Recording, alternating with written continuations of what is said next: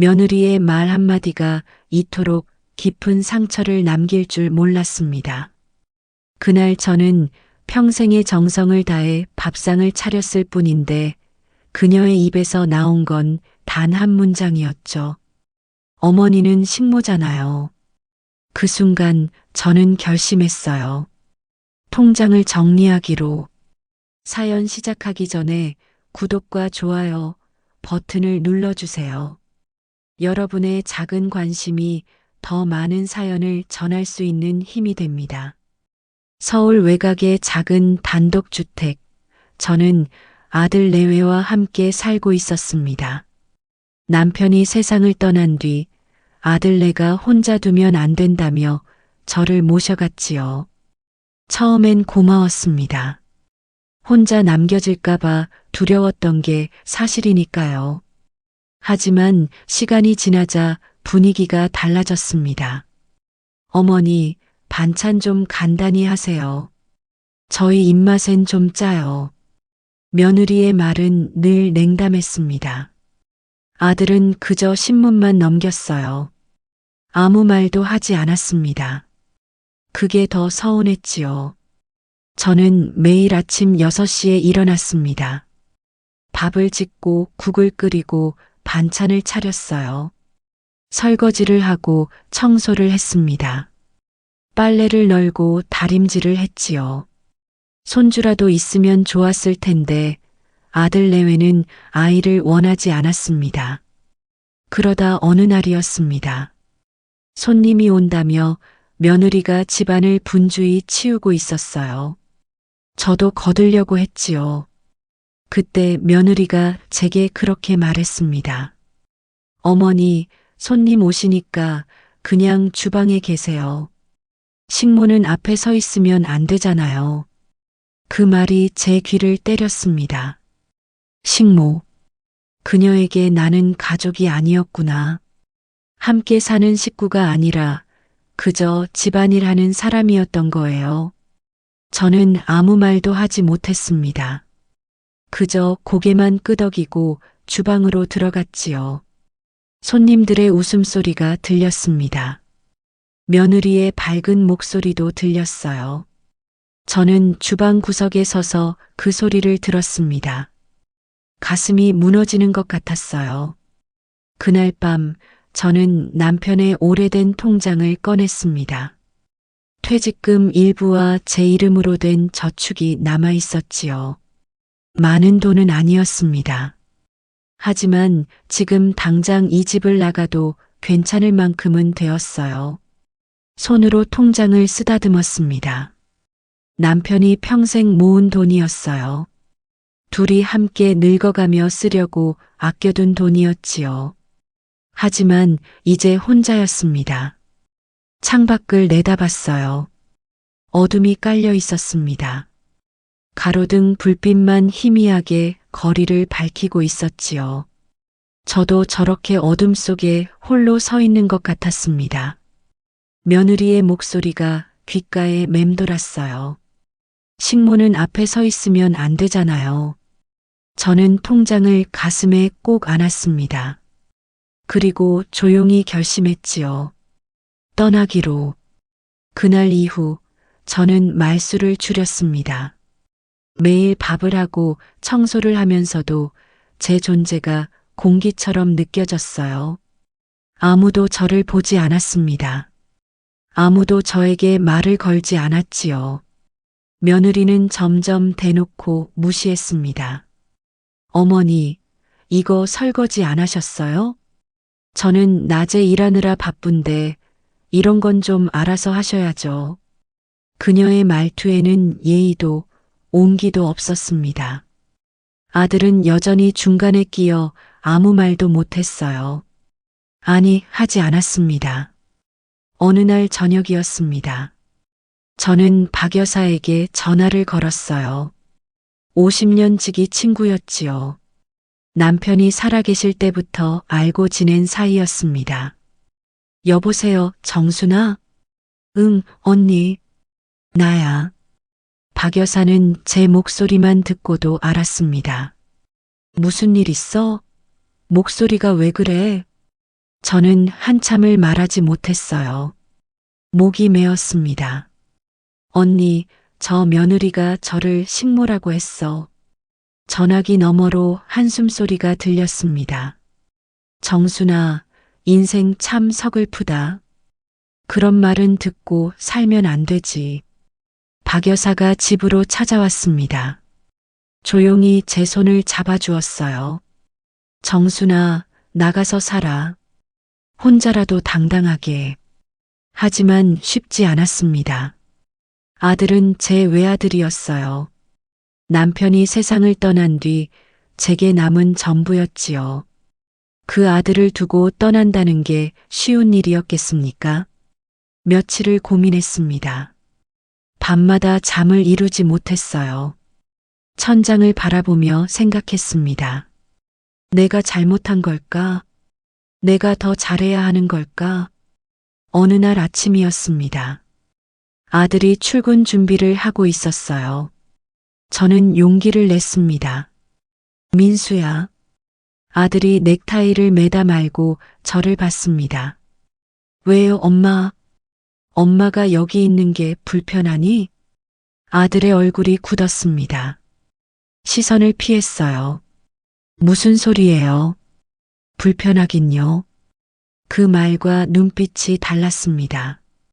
아들은 거짓말을 하고 있었어요. 민수야, 엄마 솔직하게 말해줘.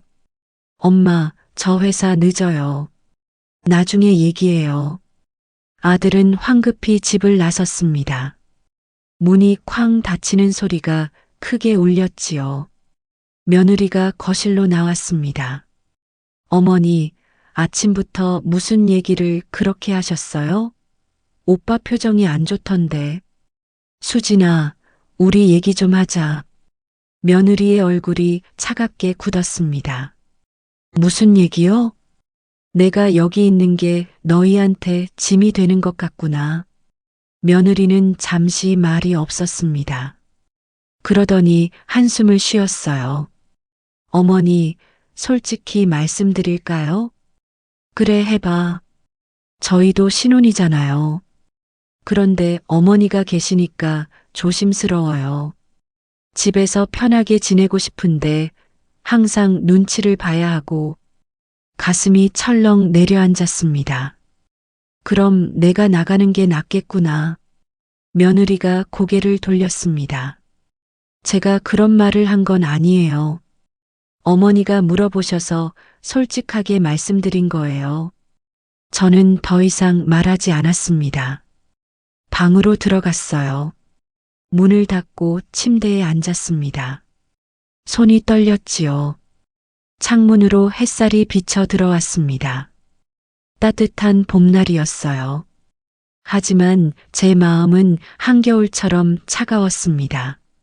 서랍을 열었습니다. 통장이 그대로 있었어요. 남편의 얼굴이 떠올랐습니다. 여보, 내가 잘못 살았나 봐요. 혼잣말이 방 안에 울렸습니다. 그날 오후 저는 은행으로 향했습니다. 창구 직원이 제 이름을 확인하더니 물었어요. 김정순 고객님, 예금 전액 인출 도와드릴까요? 저는 고개를 끄덕였습니다. 손에 쥔 봉투의 무게가 이상하게 가볍고도 묵직했습니다. 집으로 돌아오는 길, 저는 부동산에 들렀습니다. 작은 전원주택 사진들을 보았어요. 혼자 살기 딱 좋은 크기였지요. 이 집 계약하고 싶습니다. 부동산 사장님이 놀란 표정으로 저를 봤습니다. 지금 바로요? 네, 지금 바로요. 저는 더 이상 망설이지 않기로 했습니다. 집으로 돌아오는 길, 손에 든 부동산 계약서가 무거웠습니다. 현관문을 열었어요. 거실에서 며느리의 목소리가 들렸습니다. 전화 통화 중이었지요. 응, 시어머니? 솔직히 좀 힘들어. 매일 집에 계시니까 숨이 막혀. 저는 그 자리에 멈춰 섰습니다. 나가서 사시면 좋을 텐데. 우리도 편하고 어머님도 편하실 거 아냐. 며느리가 웃었습니다. 가벼운 웃음이었어요. 저는 조용히 방으로 들어갔습니다. 문을 닫았지요. 가슴이 답답했습니다. 창밖을 내다봤어요. 저녁 해가 지고 있었습니다. 붉은 노을이 하늘을 물들이고 있었지요. 남편의 사진을 꺼냈습니다. 액자 속 남편은 환하게 웃고 있었어요. 젊은 시절 사진이었습니다. 그때는 행복했지요. 둘이서 손잡고 시장도 가고 주말이면 산책도 했습니다. 여보, 나 잘하고 있는 거 맞죠? 대답은 없었습니다. 저는 사진을 가슴에 안았어요. 눈물이 흘러내렸습니다. 그날 밤 저는 편지를 썼습니다. 아들아, 너희와 함께한 시간 고마웠다. 이제 엄마는 내 밥은 내가 해먹으러 간다. 짧은 편지였습니다. 더 쓰고 싶었지만 눈물이 글자를 지웠어요. 새벽 5시에 일어났습니다. 가방에 옷을 챙겼어요. 많이 가져가지 않았습니다. 사진 몇 장, 남편의 시계, 그리고 통장. 그게 전부였지요. 거실 식탁 위에 편지를 놓았습니다. 마지막으로 집안을 둘러봤어요. 1년 동안 살았던 곳이었습니다. 하지만 결코 제 집처럼 느껴지지 않았지요. 현관문을 열었습니다. 차가운 새벽 공기가 얼굴을 스쳤어요. 뒤돌아보지 않고 걸었습니다. 버스 정류장에서 버스를 기다렸어요. 하늘이 조금씩 밝아지고 있었습니다. 휴대폰이 울렸습니다. 아들이었어요. 전화를 받지 않았습니다. 다시 울렸지요. 또 받지 않았습니다. 문자가 왔습니다. 엄마, 어디 가셨어요? 편지 봤어요. 제발 연락 주세요. 저는 휴대폰을 가방에 넣었습니다. 버스가 왔어요. 올라탔습니다. 창가에 앉았지요. 버스가 출발했습니다. 집이 점점 멀어졌어요. 전원주택에 도착했습니다. 작은 집이었어요. 방 하나, 거실, 부엌. 딱 혼자 살기 좋은 크기였지요. 짐을 풀었습니다. 많지 않아서 금방 끝났어요. 창문을 열었습니다. 바람이 들어왔지요. 상쾌했습니다. 정원에 작은 텃밭이 있었어요. 남편과 함께 가꾸고 싶었던 그런 텃밭이었습니다. 무릎을 꿇고 흙을 만졌어요. 따뜻했습니다. 여보, 여기서 상추도 심고 고추도 심을래요. 혼잣말이 바람에 실려 날아갔습니다. 그날 저녁 혼자 밥을 지었습니다. 작은 식탁에 혼자 앉았어요. 반찬은 김치와 계란 프라이가 전부였지요. 젓가락을 들었습니다.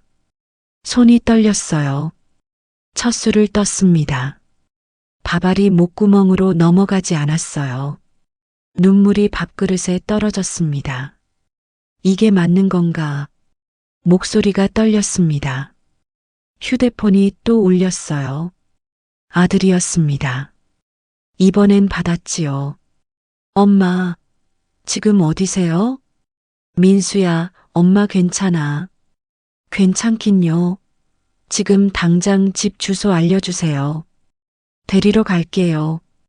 민수야. 네, 엄마. 엄마는 이제 혼자 살 거야. 너희도 편하게 살아. 엄마, 그게 무슨... 저는 전화를 끊었습니다. 휴대폰을 꺼버렸어요. 밤이 깊어갔습니다. 창밖으로 달이 보였어요. 둥근 보름달이었습니다. 남편과 함께 보던 바로 그 달이었지요. 여보, 나 잘할 수 있겠죠? 달은 조용히 빛나고 있었습니다. 저는 이불을 덮었어요. 낯선 방, 낯선 침대. 하지만 이상하게 마음이 편했습니다. 아무도 눈치 볼 필요가 없었어요. 아무도 제게 뭐라 하지 않았습니다. 눈을 감았습니다. 내일부터 뭘 해야 할까? 시장에 가서 장을 봐야겠지요. 텃밭에 씨앗도 심어야 했습니다. 혼자지만 괜찮을 것 같았어요. 아니, 괜찮아야 했습니다. 이제 돌아갈 곳은 없었으니까요.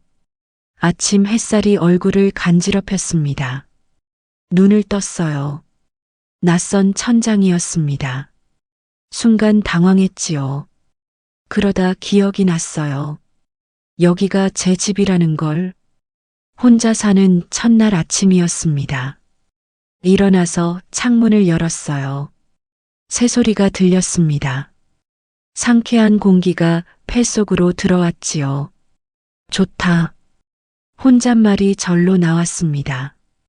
간단히 세수를 하고 밖으로 나갔어요. 마을 입구에 작은 슈퍼마켓이 있었습니다. 어서 오세요. 주인 아주머니가 반갑게 인사했어요. 안녕하세요. 저 어제 이사 왔어요. 아, 그러세요? 혼자 사세요? 네, 혼자 살아요. 주인 아주머니가 따뜻하게 웃었습니다. 어머, 우리 동네에 오신 거 환영해요. 필요한 거 있으면 언제든 오세요. 장을 봤습니다. 쌀, 김치, 두부, 계란. 혼자 먹기엔 충분한 양이었지요. 집으로 돌아오는 길, 시장 입구에서 벽보를 봤어요. 방앗간 일손 구함. 전화번호가 적혀 있었습니다. 저는 번호를 적어두었어요. 집에만 있으면 외로울 것 같았습니다. 오후에 전화를 걸었습니다. 여보세요, 방앗간이에요. 안녕하세요. 벽보 보고 전화드렸어요. 아, 일하실 분 찾으세요? 나이가 어떻게 되세요? 68이요. 잠시 침묵이 흘렀습니다. 괜찮습니다. 한번 나와 보세요. 내일 아침 8시에요. 네, 감사합니다. 전화를 끊고 가슴이 두근거렸어요. 오랜만에 느끼는 설렘이었습니다. 다음 날 아침 방앗간으로 갔습니다. 주인 할머니가 저를 반겼어요. 이른이 넘어 보였지만 정정하셨습니다. 어서 오세요. 이름이 뭐예요? 김정순이에요. 정순 씨, 일은 어렵지 않아요. 손님들 응대하고 곡식 정리하고 청소하면 돼요. 네, 할 수 있어요. 일은 힘들지 않았습니다. 손님들이 들어오면 인사를 했어요. 쌀을 담아드렸지요. 방앗간 안을 정리했습니다. 점심때 할머니가 밥을 주셨어요. 같이 먹어요. 감사합니다. 밥을 먹으며 할머니가 물었습니다. 남편은 어디 계세요? 돌아가셨어요. 3년 전에요. 자식은요? 아들이 하나 있어요. 그럼 아들네 집에서 사시죠? 저는 잠시 말을 멈췄습니다. 아니요, 혼자 살아요. 할머니가 고개를 끄덕였어요. 더 묻지 않았습니다. 혼자 사는 것도 괜찮아요. 자유로우니까. 그 말이 위로가 됐습니다. 일주일이 지났습니다. 매일 아침 방앗간에 갔어요. 손님들과 인사를 나눴습니다. 할머니와 점심을 먹었지요. 저녁엔 혼자 밥을 지어 먹었어요. 텃밭에 상추 씨앗도 심었습니다. 몸은 고됐지만 마음은 편했어요. 어느 날 저녁이었습니다. 현관문을 두드리는 소리가 들렸어요. 나가보니 아들이 서 있었습니다. 엄마. 아들의 얼굴이 초라해 보였습니다. 눈이 충혈되어 있었어요. 어떻게 찾았니? 동네 분들께 물어봤어요. 저는 문을 열어주었습니다. 들어와. 아들이 집 안을 둘러봤어요. 작고 낡은 집이었습니다. 엄마, 여기서 이렇게 사세요? 응, 괜찮아. 괜찮긴요. 아들의 목소리가 떨렸습니다. 엄마, 수진이랑 제가 너무 했어요. 엄마 통장에 있던 돈, 그게 다 아버지 퇴직금이었죠? 저는 대답하지 않았습니다. 아들이 무릎을 꿇었어요. 죄송해요, 엄마. 정말 죄송해요. 눈물이 흘러내렸습니다. 저는 아들의 어깨에 손을 얹었어요. 민수야. 네, 엄마. 이제야 알겠구나. 그 돈보다 소중한 건 가족의 말 한마디였다는 걸. 아들은 소리내어 울었습니다. 저는 조용히 차를 끓였어요. 아들에게 건넸습니다. 마셔. 엄마, 다시 집으로 돌아가세요. 제발요. 고개를 저었습니다. 민수야, 엄마는 여기가 좋아. 처음으로 눈치 안 보고 사는 거야. 엄마, 너희도 이제 편하게 살아. 엄마 걱정은 하지 말고. 아들은 한참을 울었습니다. 저는 그 모습을 지켜봤어요. 가슴이 아팠지만 이게 맞는 길이라고 생각했습니다. 가끔 놀러와. 엄마가 밥 해줄게. 네, 엄마. 아들이 일어났습니다. 문 앞에서 돌아봤어요. 엄마, 사랑해요. 오랜만에 듣는 말이었습니다. 엄마도 사랑해. 아들이 떠났습니다. 저는 창가에 섰어요. 아들의 뒷모습이 어둠 속으로 사라졌습니다. 눈물이 흘렀지만 이상하게 후회는 없었어요. 식모라 불리던 날 나는 가족을 잃었습니다. 하지만 이제서야 나 자신을 되찾았어요. 그것만으로 충분했습니다. 봄이 깊어졌습니다. 텃밭에 심은 상추가 파릇하게 올라왔어요. 고추 모종도 잘 자라고 있었습니다. 매일 아침 물을 주며 생각했어요. 이렇게 작은 것들이 자라는 모습을 보는 게 이렇게 기쁜 일인지 몰랐습니다. 방앗간 일도 익숙해졌어요. 단골 손님들이 생겼습니다. 할머니는 저를 가족처럼 대해주셨지요. 정순 씨, 오늘 김치 좀 가져가요. 내가 담갔어요. 감사합니다, 사장님. 사장님은 무슨 언니라고 불러요. 따뜻한 사람들이었습니다. 어느 토요일 오후였습니다. 현관문을 두드리는 소리가 들렸어요. 나가보니 아들과 며느리가 서 있었습니다. 며느리는 제 눈을 똑바로 보지 못했어요. 들어오렴. 거실로 안내했습니다. 며느리가 가방에서 무언가를 꺼냈어요. 과일 바구니였습니다. 어머니, 목소리가 떨렸습니다. 죄송해요. 정말 죄송해요. 며느리가 고개를 숙였습니다. 제가 너무 철없었어요. 어머니를 그렇게 대했던 거 평생 후회할 거예요. 눈물이 흘러내렸습니다. 저는 며느리의 손을 잡았어요. 수진아, 네 어머니. 이제 됐어. 다 지난 일이야. 며느리가 소리내어 울었습니다.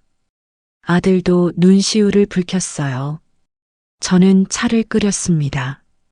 세 사람이 작은 식탁에 둘러앉았지요. 어머니, 여기 집이 너무 작아요. 저희 집으로 다시. 고개를 저었습니다. 수진아, 엄마는 여기가 좋아. 처음으로 내 집에서 사는 거야. 며느리가 입술을 깨물었어요. 그래도 너무 좁고 불편하잖아요. 불편하지 않아. 텃밭도 있고 일도 하고 엄마는 행복해. 아들이 말했습니다. 엄마, 그럼 우리가 자주 올게요. 주말마다 올게요. 그래, 그렇게 하자. 며느리가 창밖을 내다봤어요. 어머니, 저기 텃밭이에요? 응, 상추랑 고추 심었어. 제가 도와드려도 될까요? 저도 배우고 싶어요. 처음으로 며느리가 환하게 웃었습니다. 그럼 같이 하자. 우리는 텃밭으로 나갔어요. 며느리에게 물 주는 법을 알려줬습니다. 잡초 뽑는 법도 가르쳐 줬지요. 어머니, 이거 재미있어요. 며느리의 목소리가 밝았습니다. 아들은 옆에서 흙을 고르고 있었어요. 엄마, 다음엔 제가 모종 사올게요. 그래, 고맙다. 해가 저물었습니다. 세 사람이 손을 씻고 거실로 들어왔어요. 저는 저녁을 차렸습니다. 간단한 밥상이었어요. 된장찌개, 김치, 계란말이. 그게 전부였습니다. 많이 먹어. 잘 먹겠습니다. 세 사람이 함께 밥을 먹었습니다. 오랜만에 느끼는 평화였어요. 억지로 웃지 않아도 됐습니다. 눈치 보지 않아도 됐지요. 어머니, 맛있어요. 며느리가 진심으로 말했습니다. 그래, 많이 먹어. 밥을 다 먹고 설거지를 했어요. 며느리가 도왔습니다. 어머니, 제가 할게요. 괜찮아, 같이 하자. 둘이서 설거지를 했습니다. 말은 없었지만 편안했어요. 아들과 며느리가 돌아갈 시간이었습니다. 현관 앞에서 며느리가 저를 안았어요. 어머니, 사랑해요. 처음 듣는 말이었습니다. 엄마도 사랑해. 차가 떠났습니다. 저는 손을 흔들었어요. 빨간 후미등이 어둠 속으로 사라졌습니다. 집으로 들어왔습니다. 거실에 혼자 앉았어요. 조용했습니다. 하지만 외롭지 않았어요. 창밖으로 달이 떠올랐습니다. 둥근 보름달이었지요. 여보, 우리 잘하고 있죠? 남편의 사진을 바라봤습니다. 사진 속 남편은 여전히 웃고 있었어요. 저도 미소를 지었습니다. 식모라 불리던 날, 저는 모든 걸 잃은 줄 알았습니다. 하지만 지금은 압니다. 잃은 게 아니라 찾은 거였어요. 나 자신을요. 그리고 진짜 가족의 의미를요. 텃밭에서 상추가 자라듯이 관계도 천천히 자라는 거였습니다. 서두르지 않아도 됐어요. 억지로 만들지 않아도 됐습니다. 그저 정성을 다하면 언젠가는 꽃이 피는 거였지요. 저는 이불을 덮었습니다. 내일 아침에도 햇살이 비칠 거예요. 텃밭에 물을 주러 가야 합니다. 방앗간에도 가야 하지요. 그리고 주말이 되면 아이들이 올 겁니다. 그것만으로 충분했어요. 눈을 감았습니다. 마음이 따뜻했습니다. 이제야 알겠어요. 행복은 큰 집에 있는 게 아니었습니다. 작아도 내 공간, 적어도 진심 어린 사람들. 그게 진짜 행복이었어요. 며느리가 절 식모라 부르던 그날, 저는 통장을 정리했습니다. 그리고 제 인생도 정리했지요. 이제는 당당합니다. 누구에게도 눈치 보지 않아요. 이게 바로 제가 찾은 자유였습니다. 오늘 이야기 어떠셨나요? 마음에 울림이 있으셨다면 구독과 좋아요, 마음을 전해주세요. 더욱 따뜻하고 감동적인 사연으로 보답해 드리겠습니다. 오늘도 행복한 하루 되세요.